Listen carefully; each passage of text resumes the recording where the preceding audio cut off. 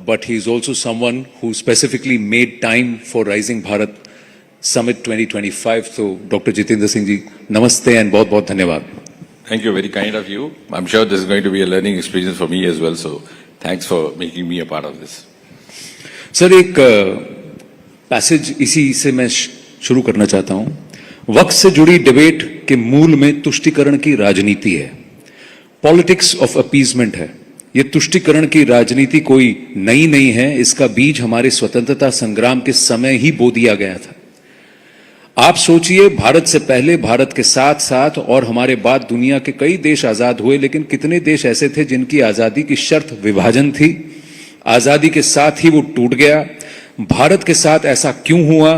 क्योंकि उस समय राष्ट्रहित के ऊपर सत्ता का मोह रख दिया गया. ये प्रधानमंत्री Narendra Modi ji at the rising Bharat summit less than 24 hours ago. Yeah, Anand, I think जो प्रधानमंत्री जी ने कहा है, nobody could have summed it up better than what he's done in a very polite, very subtle manner, which has, of course, very crude connotations. And since you raked up this, I'll ask you to give me 2 or 3 minutes because I have always had very strong views on this. And I have gone on record, in fact, I have written a number of times, also said once in the parliament, that the partition of the Indian subcontinent was possibly the greatest blunder in the recent history of the world. और एक बड़ा मूल प्रश्न ये है, nobody raises this, who asked for partition? There was no public demand, there was no yearning in any section of society. It was just the ambition of 2 individuals, Nehru and Jinnah, because you couldn't have 2 prime ministers in a single country, so they carved out one each for each one of them. And the British Empire made the best use of this ambition of theirs to divide. In fact, Mountbatten initially had another plan to divide it into 3 parts. Hindustan, Pakistan or Princesstan. Thankfully, thanks to Sardar Patel, he didn't let that happen. But जो बुनियादी सवाल जो कहीं नहीं बोला जाता वो ये है कि in fact, while the so-called political protagonists of Pakistan were demanding an Islamic state or Islamic nation on the basis of 2-nation theory, the common man, even in the Muslim community, was opposed to it. There was a forum of the Muslim intellectuals and Muslim writers called the Progressive Writers Forum, जिसमें साहिर भी थे, जिसमें कैफी भी थे, मोहसिन भोपाली भी थे. They had actually very vehemently opposed the idea of partition. So much so that, and in fact, even when this happened, they were so disgusted that they had no hesitation in writing about it. फैज़ अहमद फैज़ वहाँ चले गए, तो वो तो वहीं थे लाहौर में. तो वहां से उन्होंने लिखा कि ये दाग दाग उजाला, ये शब गुज़ीदा शहर, वो इंतजार था जिसको ये वो शहर नहीं. When he saw the riots happening, and Sahir went to Pakistan actually, but he stayed there for about 2 years. I think somewhere towards the end of 1949 he came back, very disgusted, and he wrote immediately कि ए रहबरे मुल्क बता, ये किसका लहू ये कौन मरा. And then later on, a few years later, he went on to write another beautiful poem, which of course Raj Kapoor incorporated in one of his movies. जब दुख के बादल पिघलेंगे, जब सुख का सागर छलकेगा, जब अंबर झूम कर नाचेगा, जब धरती नगमे गाएगी. जिस सुबह की खातिर मर मर के हम युग युग से जीते हैं, जिस सुबह के अमृत की धुन में हम जहर के प्याले पीते हैं, इन भूखी प्यासी रूहों को एक दिन तो कर्म फरमाएगी.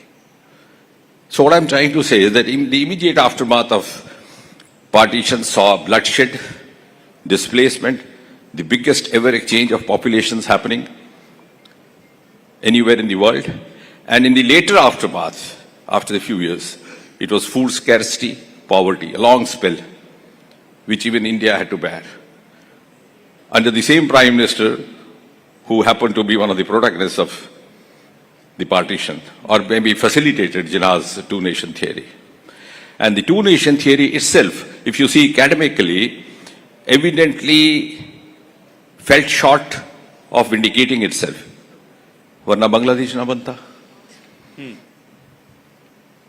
The very basis, the East Bengal was made a part of Pakistan, was because of its Muslim population, which didn't happen. Then you wouldn't have this kind of disenchantment, discontent happening in Balochistan, which you witnessed today.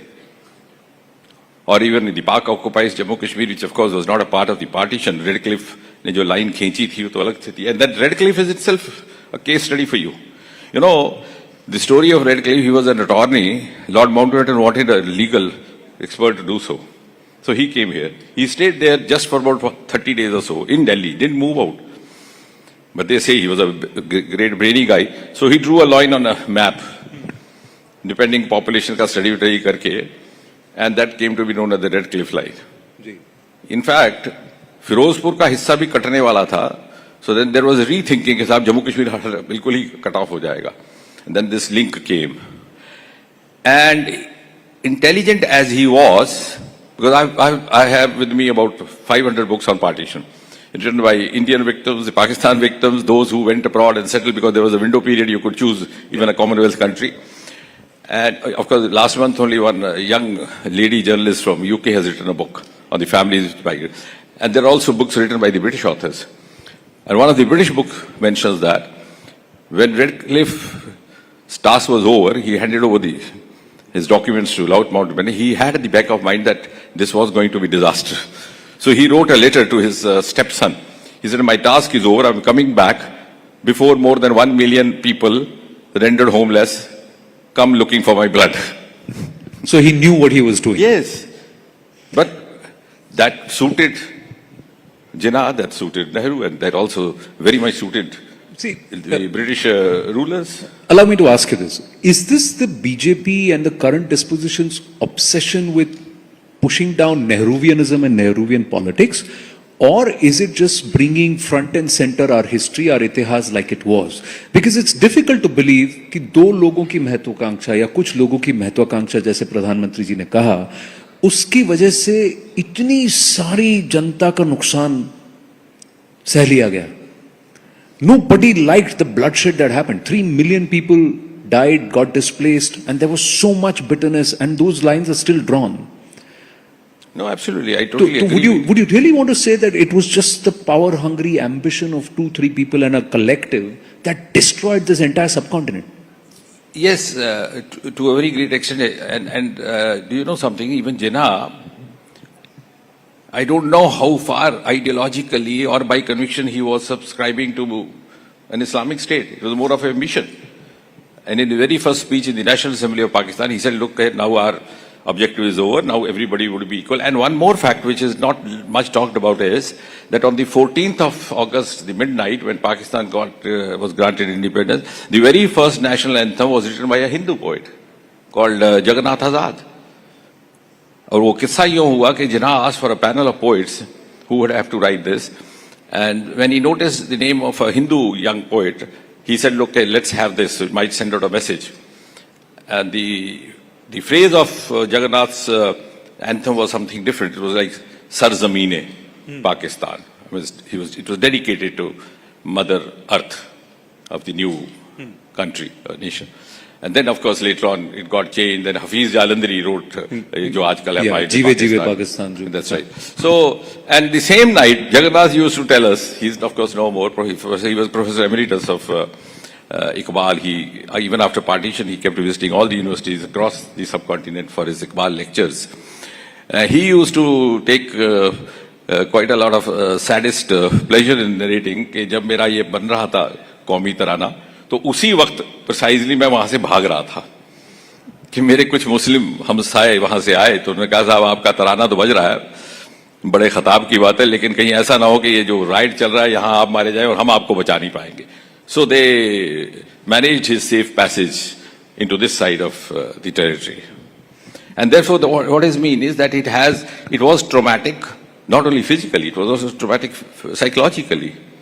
It took a toll of every aspect of human existence. So you agree when the Prime Minister says that this is a thought continuum?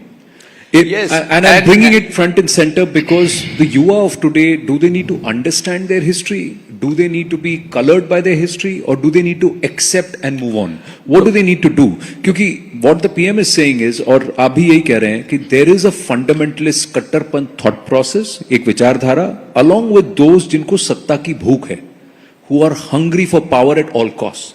Is it a combination of these two? And this continue? Absolutely. So is the Waqf to be seen from that perspective. Yeah, absolutely. The two are intertwined and they tend to supplement each other to the convenience of these handful of. Now, going back to the part that you said about the Nehruvian, is it just deliberate that part of BJP agenda? No, because we live in an evidence-based era, so it is not that if I say somebody has to agree. I'll give you just three examples which have been, proven or disproven with the passage of time. Three of Nehruvian initiatives. First, of course, was Article 370, which he himself told Mukherjee in the Constituent Assembly meeting, when Mukherjee asked him, could we have a rethinking, he said, Dr. Saab, ye ghis jayegi, ye dafa. But he was proved wrong because his own successors didn't want it to ghisify. They found a vested interest in A. Second, his China. Sardar Patel kept warning him. But यहीं पर इसी दिल्ली की में चौवनलाई को parade कराया गया था in an open car, and just 3 years later there was the Chinese attack, तो वो भी खत्म हो गया, the Chinese policy. Third, the non-aligned movement. Non-aligned movement died its death in just 1 decade because Mrs. Gandhi was the one who did that.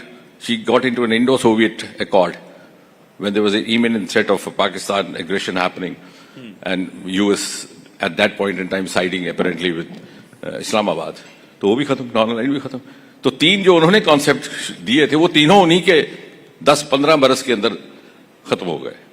And this, of course, this appeasement became a convenient tool for vote bank politics. And then it went on and got deeper and deeper. And of course, वक्फ भी उसी का नतीजा आया, शाहबानो भी उसी का आया. But BJP, right from the beginning, from the times of Sama Prasad Mukherjee, has followed the mantra, the basic mantra of appeasement to none, justice to all. So justice, not to a single section of society, justice to every section of society, including Muslims, including Hindus, including Buddhists. So why should we have a different policy for someone who is subscribing to a particular religion? So it's, I think, doing justice to even the Muslim brethren. It's not doing them any harm. Sir, there is a serious thought process now कि हिंदू आपको vote देते हैं, आप उनके लिए कुछ नहीं करते. मुस्लिम्स लार्जली बीजेपी को वोट नहीं देते, आप उन्हीं के लिए सारे लेजिस्लेशंस पास कर रहे हैं. इंस्टेंट 3 तलाक हो गया, वक्फ हो गया. तो there is this whole thing कि जो वोट दे रहे हैं उसके लिए कुछ नहीं कर रहे, जो वोट नहीं दे रहे हैं उनके लिए आप कर रहे हैं. And all in the garb of trying okay justice for all, appeasement. इसीलिए मैं कहता हूं कि मोदी जी ने इस देश में हमारी राजनीतिक संस्कृति को बदलने का काम किया है. He is try to bring a change in the very political culture of this country, the way the politics is practised. ये नहीं है कि उसने वोट नहीं दिया तो उसको नहीं देना. ये कांग्रेस का कल्चर था. हमने देखा एक पानी की, जल की, ड्रिंकिंग वाटर की नालियां, पाइप्स डाली जाती थी. जिस कॉलोनी में जनसंघ वाले होते थे वो उसको छोड़ देते थे. पर मोदी जी ने पहले दिन से ही कहा कि मेरी सरकार गरीब को समर्पित, किसान को समर्पित, महिला को समर्पित. जो वंचित है उस तक पहुंचेंगे, जो पिछली सरकारों की खामियां रहेंगी उसको पूरा करेंगे. हम ये नहीं कहेंगे. आपको हैरत होगी, मैं कुछ समय तक संगठन की ओर से काम देखता रहा यूपी के वेस्टर्न यूपी का. मोहल्ले के मोहल्ले जहां केवल और केवल मुसलमान बसते हैं, प्रधानमंत्री आवास योजना के तहत पक्के हो गए. मैं उनसे जाके पूछता था, मेरे पास वीडियो भी अगर आपको दिखाएंगे. वो कहते साहब हमसे पूछिए. तो फिर हम कहते थे कि पिछली बार वोट नहीं दिया था ना, तो वो मुस्कुरा के कहते, जवाब ना देते. तो मुझे लग रहा है कि मोदी जी ने ये वोट पॉलिटिक्स से बढ़ करके, हट करके, ऊपर उठ करके एक नई राजनीतिक संस्कृति का आगाज करने का प्रयास किया है इस देश में. We have to reach out to those who need us, then leave to the wisdom of the person whom to vote for. तो ऐसा नहीं है कि अगर किसी ने वोट नहीं दिया तो उसके लिए करना नहीं है, और किसी ने दिया तो उसके लिए ज्यादा करना. फिर कांग्रेस और इसमें फर्क ही क्या रह गया? And this is precisely the reason which Sama Prasad Mukherjee cited when he founded the Jansangh. He was asked by RSS what was he looking for. We would look for a kind of an approach where we would be part of the decision making. At the same time, we would not follow the policy that Congress has been following. So you're saying you're trying to change the political discourse and the approach to governance. Let me also just quickly ask you on this entire political part of it, that do you plan to continue going down this path? And should history need to be revised? जगहों के नाम बदल दिए, शहरों के नाम बदल दिए, या मान लीजिए जो ओरिजिनल नाम थे आपने रिस्टोर कर दिए, जिस तरह से भी आप उसको देखना चाहें. Is this not revisionism? What do you want the युवा to do? Should they read history, accept it as it is, and then move on? Or should they be colored by it and say, अच्छा ये तुमने school में गलत पढ़ा, अब ये पढ़ो और इसी के आधार पर अपनी धारणाएं बनाओ? नहीं, ऑनेस्टली स्पीकिंग, जो आपने पहला पार्ट पूछा कि would you like to go down, I think I am too small a person to respond to such a lofty question. There are, you know, leaders sitting out there, policy makers. I'm just an ordinary karyakarta. But having said that, having been groomed, this is how he underplays his role. No, sorry. But having been groomed and trained in the political culture of the party that I belong to, I think even if you take it from the point of view of youth, it's one of the best times happening for the youth of India. And if you give me 1 minute, I'll explain to you 2-3 levels. Because as I said, we've been taught to speak with the evidence. Otherwise, the youth don't, accept. आजकल तो वो जमाना है कि माता पिता भी कहते हैं बेटे को कि भाई फ्लां पार्टी को वोट डाले, तो वो फेसबुक से निकालता है कि पिताजी देखिए कितना दुष्ट आदमी है.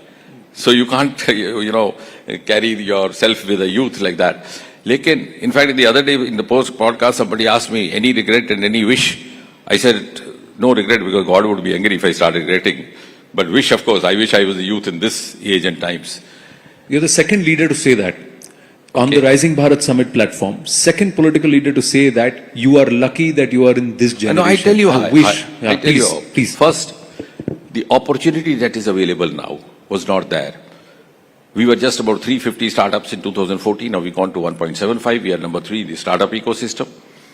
Our global innovation index was 81. Now we are 39. We were taken very non-seriously as publishers of some research papers or even researchers. Today we stand number 4 in number of publications. Now some of the cynics say, no, आपकी publication का standard और होना चाहिए. That's because you can say, but publication आनी तो शुरू हुई. Till 30 years back, there was no habit of documenting in this country. In patent, we are number 6. And you know what is the difference now? 55 to 56% of the patents are Indian residents. यहीं पे पैदा हुए, यहीं प्रशिक्षण हुआ, यहीं काम किया, यहीं शोध किया और यहीं सक्सेस स्टोरी निर्माणित की. नहीं तो पुराने जमाने में ये भी एक लाछन था कि अरे क्या हुआ, हरगोविंद खुराना था तो आपने क्या किया, वहां गया तो उसको नोबेल प्राइज मिला. चंद्रशेखर, अब ऐसा नहीं है.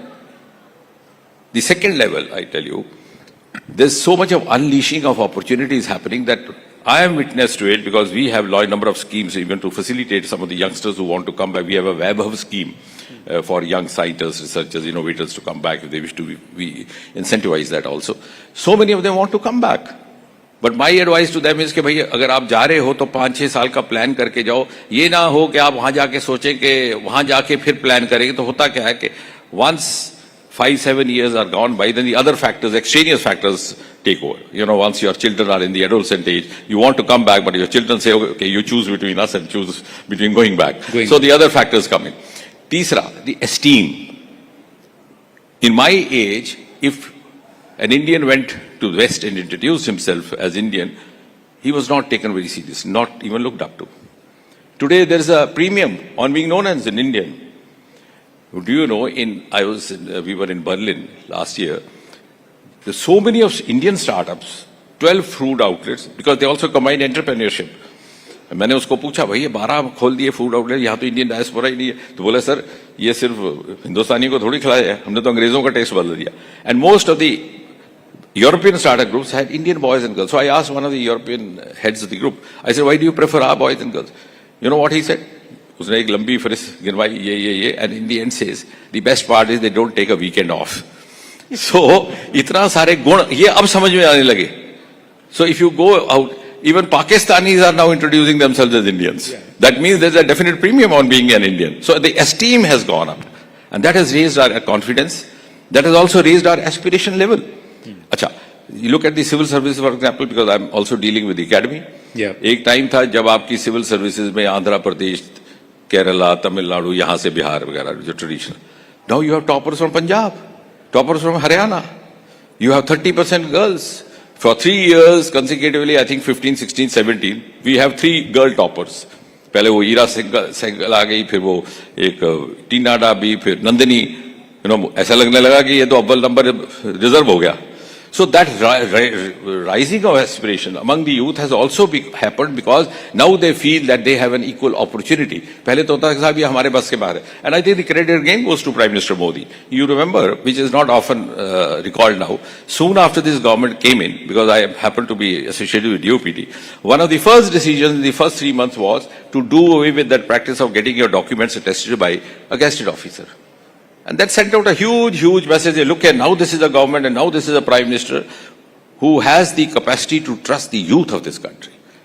When you have a population more than 70% below the age of 40, how can you do business without trusting? कल तो फिर आप बच्चे को भी कहेंगे अपने को अपनी मार्कशीट किसी तहसीलदार से या डीसी से टेस्ट करा के, नहीं तो मुझे एतबार नहीं है कि सच्ची है कि झूठी है.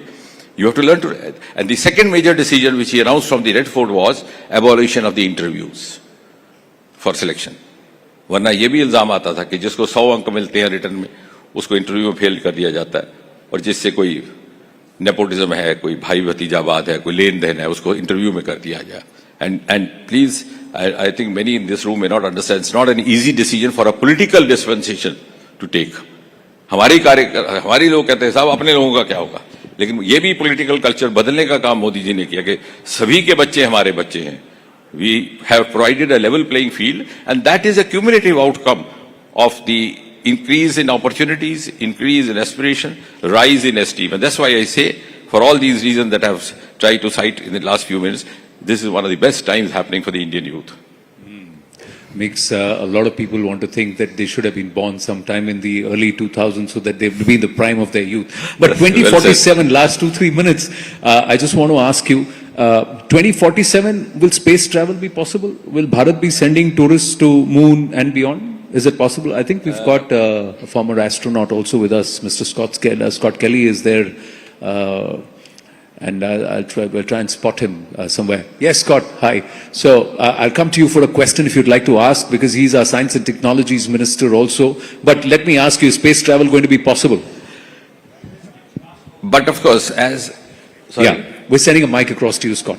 Yeah. No, but as of now, as we go by the schedule that we have laid out for ourselves, and if we are able to move as we have envisaged for ourselves, we hope to land an Indian on the surface of moon by the year 2040. So that's going to be a great accomplishment. Let me go up to Scott, sir. Sorry. Yeah.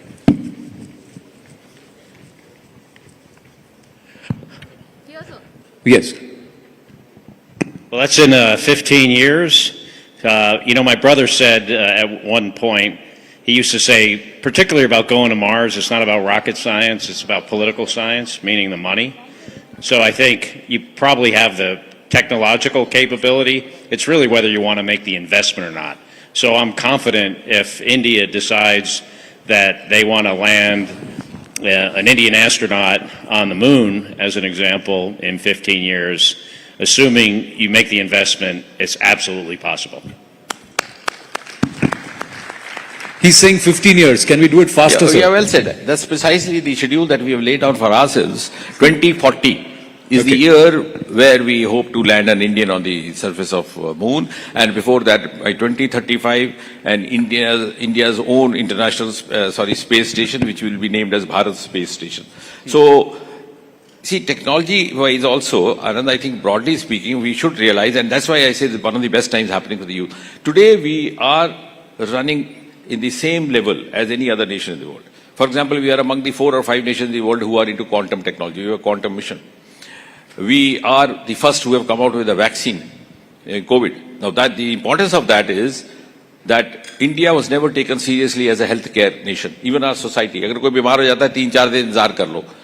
अगर ठीक हो गए तो माता का आशीर्वाद, माँ जी का. नहीं ठीक हुए तो पिछले जन्मों का कर्म. So we had homemade placebos. Right. Now the same country which was not taken seriously by the world as a serious country, not taken seriously for curative healthcare or therapeutic healthcare, is being seriously taken as a global leader in preventive healthcare. देखिए कितना बदलाव आया. और इसी तरह से television, for example, it happened in America in 1950s. आप देखिए पिछले जितने प्रधानमंत्री हैं, जवाहरलाल नेहरू हैं, लाल बहादुर शास्त्री, आप आर्काइव्स में जाइए, उनके जितने भी टीवी इंटरव्यू तब के हैं जब वो विदेश गए तो बीबीसी ने उनका इंटरव्यू लिया. Because television happened in this country only around 1970. आपको आधे घंटे का चित्रहार देखने को मिला, और तब तक वहां कलर हो चुका था. And the famous election 1960, where John Kennedy turned the tables on Nixon, happened because of a TV debate. But here हमें पता ही नहीं था TV क्या debate है. Now thanks to guys like you, now you are at par. We are no longer 15 years behind them. So that also has added to our esteem, also added to our the opportunities, and added to the kind of perception that the rest of the world holds about India, as has been now said by Scott. True. And Scott Kelly will be in session and he will be on stage in a short while from now through the course of the day 2 of Rising Bharat Summit 2025. But for the moment, we've got to call it a wrap. Dr. Jitendra Singh, amazing, engaging conversation as always. Thank you so Anand, I much. enjoyed it. Big round of applause for him, please. Thank you.